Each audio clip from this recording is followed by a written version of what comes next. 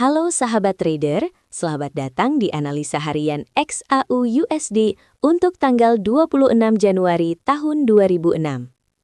Hari ini, perhatian kita tertuju pada beberapa data ekonomi utama. Di Eropa, Jerman akan merilis data Ifo Business Climate yang bisa memberi petunjuk tentang kondisi bisnis di zona euro. Sementara di Amerika, pesanan barang tahan lama, Durable Goods Orders, akan dirilis, yang menjadi indikator penting untuk kekuatan sektor manufaktur AS. Data-data ini akan berdampak pada sentimen pasar global, yang akhirnya mempengaruhi pergerakan dolar AS dan emas. Penting untuk diingat, semua konten yang disampaikan di sini bersifat edukasi dan analisis pasar semata. Tidak ada ajakan untuk membuka posisi trading tertentu. Keputusan akhir dan tanggung jawab penuh ada di tangan Anda masing-masing sebagai trader. Selalu pertimbangkan manajemen risiko yang baik sebelum mengambil keputusan. Mari kita lihat kalender ekonomi hari ini. Event utama jatuh pada sesi Eropa dan Amerika malam nanti. Data Ifo Business Climate dari Jerman yang dirilis jam 5 sore WIB akan menunjukkan optimisme atau kekhawatiran pelaku usaha di sektor terbesar Eropa. Data yang lebih buruk dari prediksi bisa menekan euro dan secara tidak langsung berpotensi menguatkan dolar AS, yang biasanya memiliki korelasi negatif dengan emas. Sementara itu, di malam hari, sekitar jam 10.30 WIB, data pesanan barang tahan lama AS akan dirilis. Data ini mengukur aktivitas manufaktur, dan angka yang kuat biasanya akan mendukung penguatan dolar AS. Keduanya akan menjadi bahan pertimbangan sentimen pasar sebelum merilis data penting di minggu mendatang. Satu narasi makro utama yang saat ini mendominasi pasar adalah sinyal dari Federal Reserve Amerika Serikat. Di tengah laporan terbaru, Fed menyiratkan kemungkinan mereka akan menghentikan sementara kenaikan suku bunga. Alasannya adalah tanda-tanda perlambatan inflasi dan pertumbuhan ekonomi.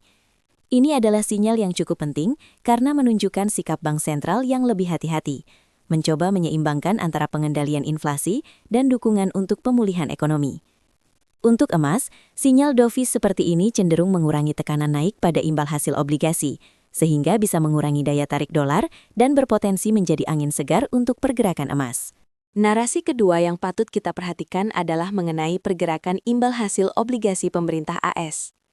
Baru-baru ini, yield obligasi 10 tahun AS tercatat turun secara signifikan. Penurunan ini terjadi di tengah optimisme bahwa ekonomi AS masih cukup tangguh untuk menghadapi tantangan saat ini. Investor tampak mulai memperbaiki penilaian terhadap risiko yang menyebabkan permintaan pada aset pendapatan tetap meningkat. Untuk emas, yield obligasi yang turun secara teori mengurangi biaya peluang untuk memegang emas yang tidak menghasilkan bunga.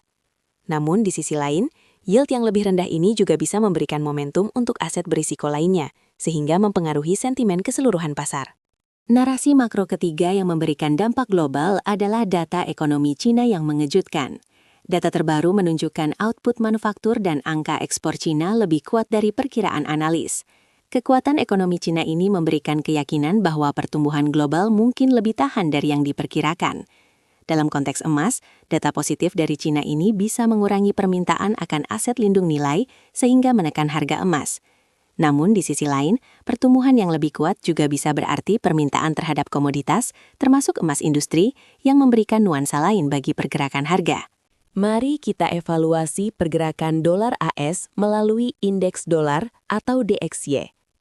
Dari data candle yang tersedia, DXY tampak mengalami penurunan yang cukup tajam dalam beberapa hari terakhir.